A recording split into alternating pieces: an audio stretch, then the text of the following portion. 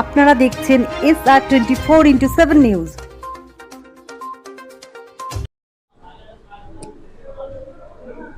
আমাদের পৌরসভায় যদি কাউকে লাঞ্ছনা কেউ করে, গায়ে হাত তোলে, তাহলে এটা আমার গায়ে হাত তোলার সমান। কারণ I am heading the Calcutta corporation. নিশ্চিতভাবে আমি ধন্যবাদ জানাই কলকাতা পুলিশকে যে সঠিকভাবে ইন্টারভেন করার জন্য বা অ্যারেস্ট করার জন্য। আমাদের মুখ্যমন্ত্রী সবসময় বলেন আইন সবার ঊর্ধ্বে, অর্থাৎ যেই হোক সে যদি অন্যায় করে law will take its own course.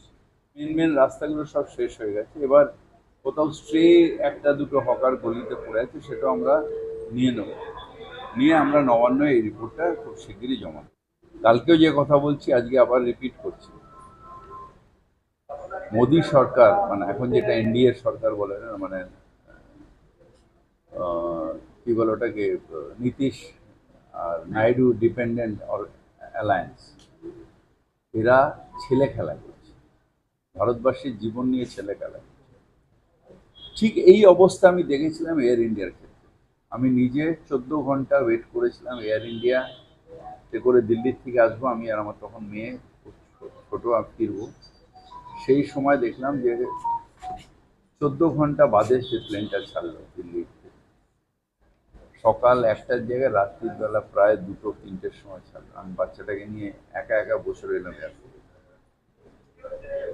তারপর ন্যাচারালি ভয় আর কোনোদিন এয়ার ইন্ডিয়ার টিকিট কাটিনি যতদিন গভর্নমেন্ট আছে।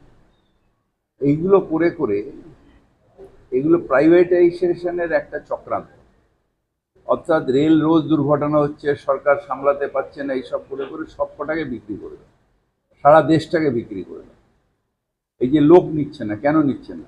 প্রাইভেটাইজ করে তাদের সুবিধা করার জন্য আজকে লোক নিচ্ছে না, তাদের ঘাড়ে এসে পড়বে। এই পুরোটাই ভারত বেচার যে চক্রান্ত, সেই চক্রান্তের একটা অংশ হচ্ছে রেলের মানুষকে, মানে রেলটাকে নষ্ট করে দেওয়া এবং ভারতবাসীর প্রাণ নিয়ে ছেলে খেলা করবে না। এজেন্সি কোনটা কে করবে? এজেন্সিকে বিজেপি শিখিয়ে দেবে যে কিভাবে তদন্ত করতে হয়।